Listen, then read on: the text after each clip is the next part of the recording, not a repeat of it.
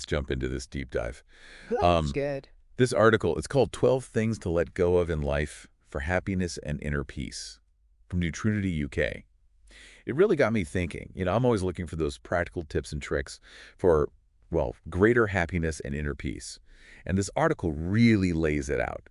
There are 12 things we often cling to that might actually be holding us back. It is fascinating how we get in our own way, like we create these obstacles for ourselves. It's true. It's like we're carrying around all this unnecessary baggage. Yeah. So the first thing on the list is letting go of wanting to fit in. Uh-huh.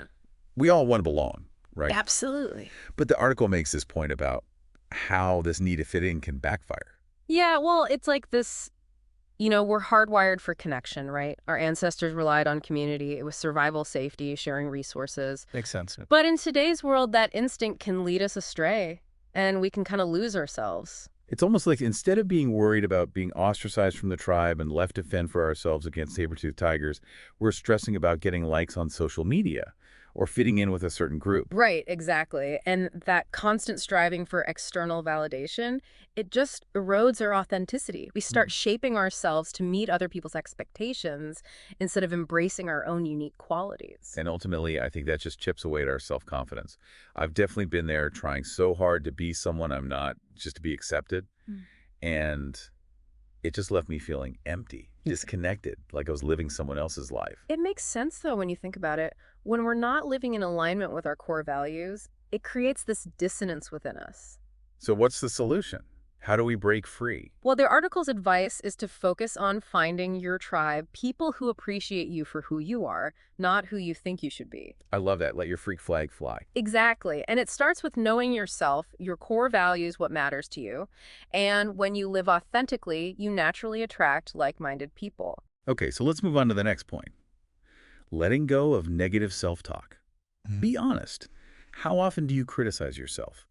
This article digs into why we do it and the effects of all that negativity. Yeah, it's not about just be positive. The article acknowledges that we need self-reflection for growth, but it becomes a problem when it's a constant barrage of self-criticism. Right, it just becomes self-sabotage at that point. Absolutely. The article points out the link between negative self-talk and things like anxiety, depression, and even damaged relationships. And I think the article drives this point home with a quote from psychologist Catherine B. Gittins. She calls self-criticism a form of self-punishment, which is such a powerful way to put it. But it makes you realize how detrimental it can be. It really is. And it gives us some solutions, too. Awareness is the first step, right? Yeah. We have to become aware of those negative thought patterns. So if you don't realize you're doing it, you can't change it. Right, exactly. And then you can challenge those thoughts. One technique is the friend test. Would you say this to a friend? If not, why are you saying it to yourself? That's a good one. Yeah. It forces you to kind of shift your perspective and treat yourself with kindness, just like you would a friend. Exactly. And it leads to the next point. Practicing self-compassion. This reminds me of Dr. Kristen Neff's work. She emphasizes treating yourself with the same understanding you would offer a friend. So recognizing that everyone makes mistakes, we all deserve compassion, even when we mess up. Absolutely. It's about recognizing your inherent worthiness. It's a journey, for sure. Unlearning those patterns takes time. But the article emphasizes the rewards, self-confidence, relationships, and that emotional freedom. Creating a more supportive internal environment. This next point is interesting because it's kind of counterintuitive. Yeah. It's about letting go of criticism of others. The article argues that constantly judging others actually makes you more negative. Yeah, at first you think, what? But then you think about it. Our brains, they're wired to focus on the negative. It's a survival thing. And when we criticize, we're just strengthening that negativity bias. So even if we're not saying it out loud, just thinking it is feeding that negativity. Exactly. It's like planting a seed of negativity, right? And the article says that all this criticism can have a ripple effect. It damages relationships, blocks our empathy, and makes us more cynical. It's true. We miss out on the positive when we're so focused on finding fault. So how do we break free? The article suggests a few things. One is to be curious instead of judgmental. Instead of jumping to conclusions, we can ask ourselves, what could this person be going through? It helps us move from criticism to empathy. That's a good point. It's about remembering that everyone has their own story, their own struggles, and trying to understand them. It's about that shared humanity. We all make mistakes, we all struggle, and we all deserve compassion. Okay, this next part of the article really spoke to me, maybe because I've experienced it. letting go of toxic relationships. It's not always easy to spot them or get out of them. The article says that toxic relationships are perhaps the worst emotional burdens you could carry.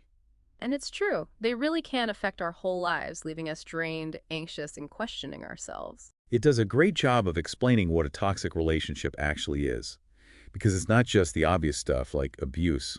It's also those more subtle signs, like manipulation, control, negativity, and always feeling exhausted after interactions. And it's often people we care about, which makes it harder to see.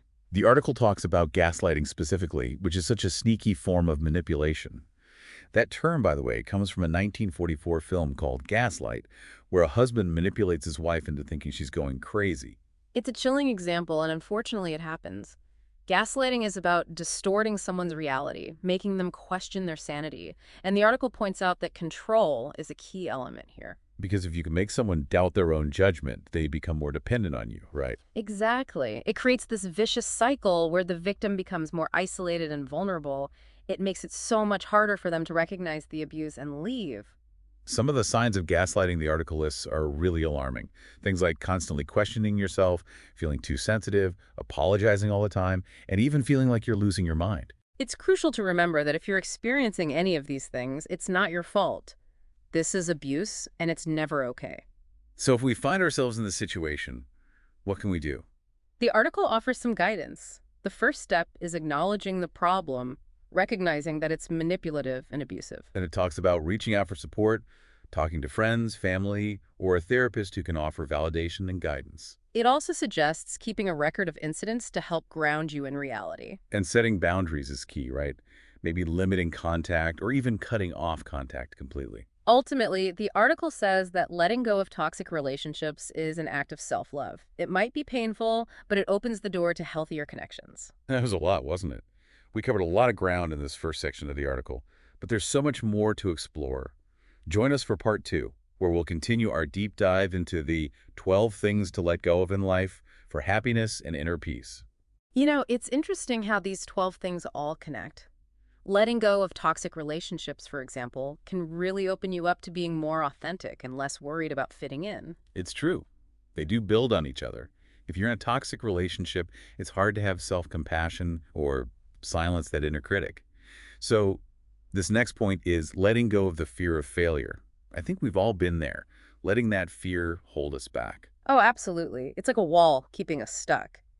But isn't there a healthy amount of fear of failure, though? Like, where's the line between ambition and letting fear paralyze you? That's a great point. The article says fear of failure often comes from our past, maybe times we messed up or got criticized.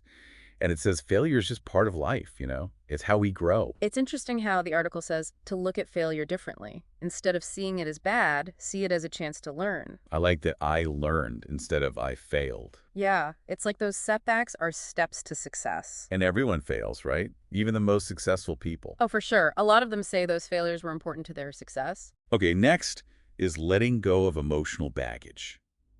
That's a broad one. What does that even mean? Right. Well, the article says it's those past hurts, traumas, negative stuff that we carry with us. Sometimes we don't even realize it. It could be anything, a tough childhood, a breakup, something traumatic. So any unresolved emotional stuff we're holding on to. Exactly. And the article says this baggage can show up in lots of ways: anxiety, depression, trouble with relationships, even physical problems. Wow, that's a lot. It is. The article says letting go of this baggage is key to being happier and living a more fulfilling life. Not forgetting about it, but processing it in a healthy way. So how do we actually do that? How do we let go? There are a few things. Therapy can be really helpful.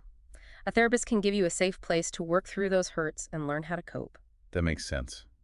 Sometimes we need help to unpack it all. Yeah, and journaling can be powerful too. Writing about what happened and how you feel can help you release those emotions and understand them better. Getting it out of your head onto paper. Exactly. The article also mentions mindfulness and meditation. Oh, right. Those can help you be more aware of your thoughts and feelings without judging them. You learn to detach a bit. So you're not controlled by those negative thoughts and emotions. Right. It gives you back some control. The article talks about forgiveness, too. Forgiveness is so important for healing, for ourselves and for others. It's not about saying what happened was okay, but about letting go of anger and resentment. Holding on to those things hurts us more than anyone else. Forgiveness is for us, then. Exactly. It's choosing to let go and find peace. This next one's tough for me. Letting go of needing to be right all the time. The ego loves to be right. It's a common struggle. But the article says this need to be right can really get in the way of happiness and good relationships. Because it causes conflict. If you have to be right, someone else has to be wrong. Exactly. It creates a me versus you situation instead of working together. The article says this need to be right often comes from insecurity. It's a way to protect our egos, especially when we feel threatened. So if we work on those insecurities, we won't feel we have to prove ourselves all the time. That's the goal. It's about finding self-worth that doesn't depend on being right. This one hits home. Letting go of comparing ourselves to others. Social media makes this so hard. It's a real joy stealer. It's tough to avoid these days. We see all these perfect lives and it makes us feel bad. Like we're not good enough. The article says this robs us of the joy of our own accomplishments. We're so busy looking at what we don't have, we forget what we do have. Exactly. And the article reminds us it's a trap. Social media isn't real life. It's just the highlights. Comparing our behind the scenes to everyone else's highlight reel. That's it. So first, realize when you're doing it. Then focus on your own journey and celebrate your wins, big or small. Compare yourself to who you were before, not to other people. Shifting from external validation to internal validation. Yes, you have your own worth, no matter what others are doing. The article mentions gratitude, too. Right. When you're thankful for what you have, you're less likely to want what others have. This one's been a struggle for me. Letting go of the past. It seems simple, but it's hard. It is. We all have moments we wish we could change, things that still bother us. Like dragging an anchor around. It weighs you down. That's a good way to put it. The article says holding on to the past stops us from living in the present and building a better future. It can make us feel regret, guilt, resentment, like there's no hope. We get stuck, afraid to make the same mistakes or go through those bad experiences again. But we can't change the past. It's over. What we can do is learn from it and move on. That's easier said than done, though. It takes effort, for sure. The article suggests a few things, like acceptance. Accepting what happened, knowing it's part of your story, and choosing to move forward. So acceptance doesn't mean it was okay, but it's about not fighting what happened. Well said. It also says to think about the past differently. Instead of the bad stuff, focus on the lessons you learned and how you've grown. Find the good, even in the tough times. And know that your past isn't who you are. Exactly. It's just part of you. And you get to choose how you move forward. And forgiveness comes up again. Forgiveness helps us let go. It's about moving on with compassion. It lets us put down all that anger and resentment. Exactly. Letting go of the past takes time, but it's worth it if you want a happier life. As we go through these, you really see how they all kind of work together.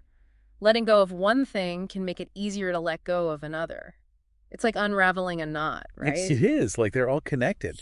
So letting go of the need for control, that's a big one. I think we all cling to control to feel safe, especially when life feels so chaotic. It's natural, but the article says we actually have very little control over most things. The more we try to control what we can't, the more frustrated we get. Like forcing a square peg into a round hole. Exactly. It says we need to learn to surrender to the things we can't control. But doesn't that go against taking responsibility and making changes in our lives? Good point. It's not about being passive, it's about knowing our limits. We can accept what we can't change and still take action where we can. Choosing our battles, right?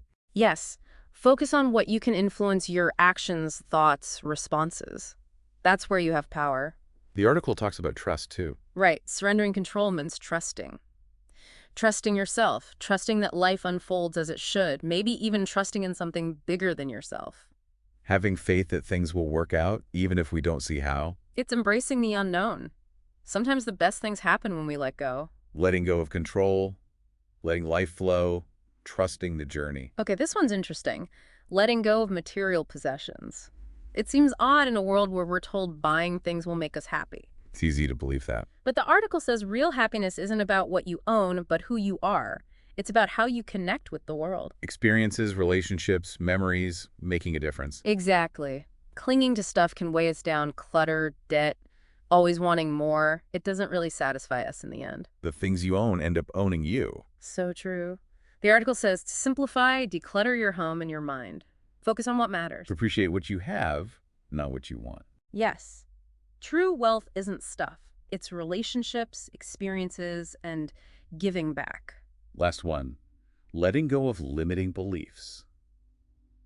This is huge because what we believe really does affect what happens in our lives. Our beliefs are like filters. They can lift us up or hold us back. If you think you can't do something, you won't even try. Exactly.